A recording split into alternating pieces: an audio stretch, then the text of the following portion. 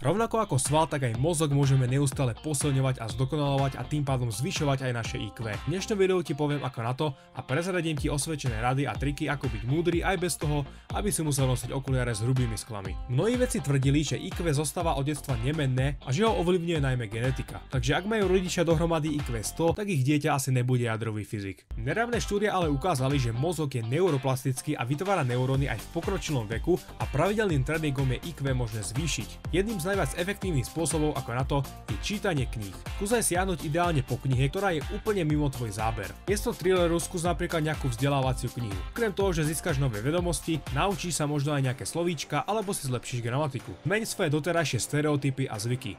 Chod do práce alebo do školy inou cestou, umývaj si zuby druhou rukou, jednoducho rob bežné veci trošku inak. Keď máme stále rovnaké stereotypy a zvyky, náš mozog beží tzv. Na autopilota. Preto autopilota vypni. V mozgu sa potom začnú vytvárať nové spojenia, čo tvojej inteligencii len prospeje. Vzdelávaj sa a venuj sa tomu, čo ťa baví. Využij svoj čas a energiu na to, aby si bol najlepší v tom, čo ťa baví robiť. Skúsa aspoň trochu všeobecne vzdelávať cez voľný čas. Miesto nekonečného scrollovania na sociálnych sieťach, čítaj napríklad rôzne fakty, počúvaj vzdelávacie podcasty, pozeraj dokumenty alebo nejaké vzdelávacie videá, napríklad odo mňa.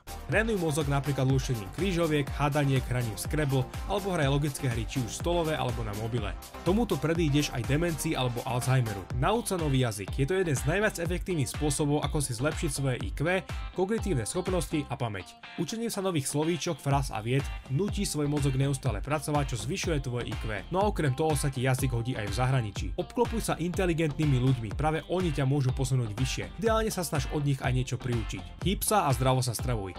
Fyzickou aktivitou podporíš tvorenie neurónov v mozgu, tvoje zdravie, ale aj psychiku. No a čo sa týka toho jedla, ideálne sa skús neprejedať aj zdravo. Ak sa budeš neustále prejedať, získaná energia ide na trávenie a zostáva málo energie na mozog. Posledná rada, dostatočne spí. Kvalitný spánok je pre správne fungovanie mozgu kľúčový. Nedostatok spánku spôsobuje narušenie mentálnych funkcií, pamäte, pozornosti, ale aj riešenia problémov a znižuje neurogény. Takže stručné zhrnutie. Čítaj knihy, zmen svoje návyky a výstup občas z komfortnej zóny, vzdelávaj sa v tom, čo ťa baví, ale aj všeobecne, trénuj mozog, uč sa nový jazyk, maj zdravú životosprávu a spí dostatočne dlho. To je z dnešného videa všetko, ak sa ti páčilo daj like a do komentárov mi môžeš napísať nápady na ďalšie videá.